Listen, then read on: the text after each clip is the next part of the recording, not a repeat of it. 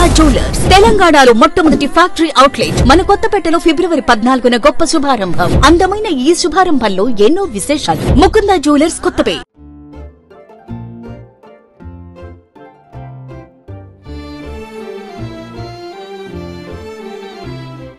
డబ్బులు ఇస్తామని తీసుకెళ్ళి లోపల కొట్టి ఒకరోజు నాకు ప్రపోజ్ చేసినట్టు చేశారు, మిమ్మల్ని ఇష్టపడుతున్నాను అనేసి. నేను చిన్నప్పుడు నాకు నా చిన్నతనంలో ఒక అమ్మాయిలాగా ఉండాలనేసి నా ఆలోచన. యాక్చువల్లీ నాకు చిన్నప్పుడే అమ్మ నాన్న చనిపోయారు. అన్నదమ్ములు అంత పెద్దగా నన్ను పట్టించుకోలేదు, చూసుకోలేదు కూడా. అయితే నేను వాళ్ళెవరు నన్ను పట్టించుకోని కారణంగా నేను కూడా ఒంటరి అయిపోయాను. అయితే నాలాంటి వాళ్ళు అక్కడక్కడ బాగా అరుదుగా కలిసేవాళ్ళు. అయితే నేను వాళ్ళతోటి ఫ్రెండ్షిప్ చేసి వాళ్ళు కూడా మనలాంటి వాళ్ళు దగ్గర వెళ్దాము అనేసి ఇద్దరు ముగ్గురు కలిసి మాట్లాడేవాళ్ళం.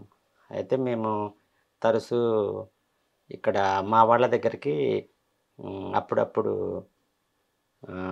ఏమైనా ఫంక్షన్స్ ఇవి ఉంటే వచ్చేవాళ్ళం మేము చూడటానికి. అయితే అలాగే మా వాళ్ళతోటి నాకు కూడా ఇక్కడ ఉండిపోవాలనిపించింది. ఎందుకంటే మా సొంత వాళ్ళకన్నా ఇక్కడ నాకు మంచి బాండింగ్ అన్నది వాళ్ళలో కలిసిపోయాను నేను. ఇక నాకు వీళ్ళే నా సొంత వాళ్ళన్న ఫీలింగు వచ్చేసింది.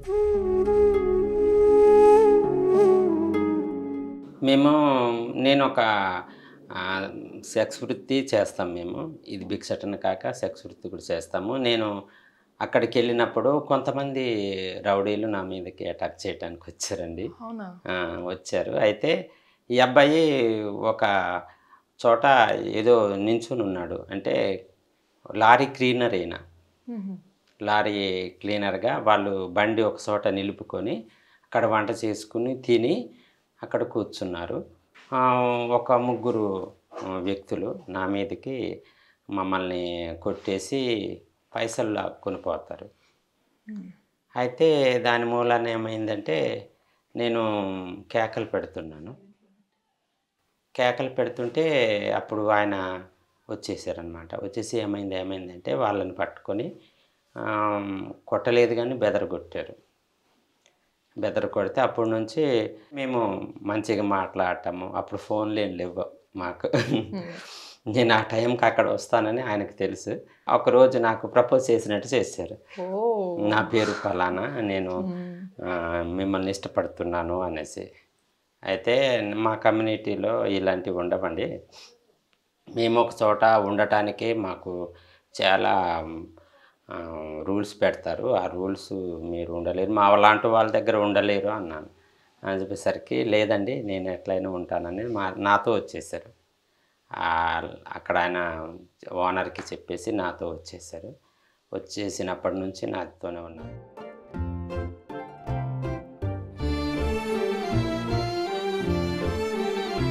మేము సెక్స్ వర్క్కి వెళ్తే మా దగ్గర డబ్బులు లాక్కొని మమ్మల్ని కొట్టే వాళ్ళు ఉంటారు. మమ్మల్ని డబ్బులు ఇస్తామని తీసుకెళ్ళి లోపల కొట్టి మాతో సెక్స్ చేసి వెళ్ళిపోయే వాళ్ళు ఉంటారు. తర్వాత కొంతమంది మేము సంపాదించే సంపాదన లాక్కొని వెళ్ళిపోయే వాళ్ళు ఉంటారు. అలాగా రకరకాలుగా ఉంటారు. ఇప్పుడు ఎవరికైనా లేడీస్ అయినా కానీ మేమైనా కానీ ఎవరికైనా డబ్బు ఆశ. ఇప్పుడు సెక్స్ వృత్తికి మనం వెళ్ళామంటే డబ్బుల కోసమే కదా. వాళ్ళు ఒకళ్ళు అని తీసుకెళ్తారు, అక్కడ నలుగురు ఐదుగురు ఉంటారు. అలాగా చాలామందికి అలా జరిగింది. ఎందుకంటే వాళ్ళు క్రూరంగా వాళ్ళని హింసించి ఒక్కోసారి కొంతమంది ప్రాణాలు పోయిన దాఖలు కూడా ఉన్నాయి నాకు తెలిసినంత వరకు. కానీ మా వాళ్ళలో ఏంటి మన దగ్గర జరగలేదు, అటు సిటీ వైపు అలా జరిగింది. ఇక్కడ మా వాళ్ళు తీసుకెళ్తామన్నా కానీ వెళ్ళరు సాధారణంగా. ఎందుకంటే మేము అదే జాగాలో నించున్నాం కాబట్టి అక్కడే చేస్తాము. అక్కడి నుంచి పంపిస్తాము. వాళ్ళ రూములకెళ్ళడం గానీ, మేము రూమ్‌లో తీసుకొచ్చుకోవటం గానీ చెయ్యము. ఎందుకంటే ఈరోజు అక్కడైతే ఉన్న డబ్బులు దోసుకొని పోతాడు. ఇంటికొచ్చాడనుకో ఉన్నయి మొత్తం ఊడ్చేసుకొని మనల్ని ఏదైనా చేసేసి గూడా పోతాడు. అందుకనే సాధారణంగా అలాంటి మనుషుల్ని అలాంటి వాళ్ళు కూడా కొంతమందొస్తారు. నెక్స్ట్ మా దగ్గర డబ్బులుంటాయని టైం చూసుకొని వస్తారు. ఇప్పుడు 6 గంటలకెళ్తే ఆహ్, 10 గంటల దాకా జమ అవుతాయి డబ్బులు. పట్టుకొని వెళ్ళిపోవచ్చు అన్నప్పుడు ఒక నలుగురైదుగురు గ్యాంగొస్తారు. వచ్చి కూడా తీసుకుపోతారు. కొంతమందేమో ఆహ్, సెక్సు ఎందుకు చెయ్యవు అని డబ్బు లేకున్నా గానీ సెక్స్ చేయాలని వేధించే వాళ్ళు గూడా వస్తారు. అలాంటి రకరకాల మనుషులు, రకరకాల మనస్తత్వాలు కలిగిన వాళ్ళు వస్తూ ఉంటారు మా దగ్గర.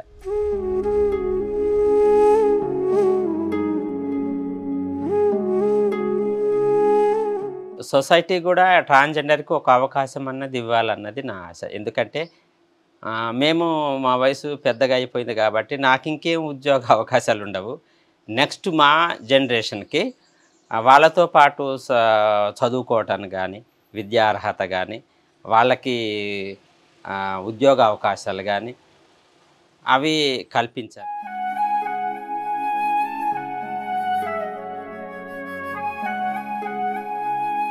మేము కమ్యూనిటీలోకొచ్చినాక మా రిలేషను అక్కడే మాకు దృఢమైన బంధం ఏర్పడిపోద్ది. ఎందుకంటే పలానామ నా తల్లి, పలానామ మా అత్త, ఇప్పుడు మా ఎనకాల పిల్లలున్నారనుకో, నా కోడళ్ళు, నా మనమరాళ్ళు, వాళ్ళదే మాకు దృఢమైన బంధం సరిపోద్ది. మా కమ్యూనిటీలో ఎవరో ఒకళ్ళు పిల్లల్ని పెంచుకుంటారేమో గానీ, కమ్యూనిటీ వాళ్ళకి అంత పిల్లలు గూడా కొంచెము అవహేళన అన్నట్టే. ఎందుకంటే ఇప్పుడు వేరే పిల్లలు మనం పెంచుకున్నా గానీ, వాళ్ళు క్రమేపీ పెరిగే కొద్దు నేను వీళ్ళ దగ్గర పెరిగానా అన్న ఆలోచనలు గూడా వాళ్ళకొచ్చే ఆహ్, ఉంటాయి ఫ్యూచర్‌లో. అలా గూడా అనిపిస్తది. ఎందుకంటే మా కమ్యూనిటీ వాళ్ళే మాకు మా పిల్లలు వాళ్ళే మాకు పెద్దవాళ్ళు. అన్నీ మాకు బంధాలన్నీ అందులోనే సరిపోతాయి మాకింక బయట పిల్లలెందుకు.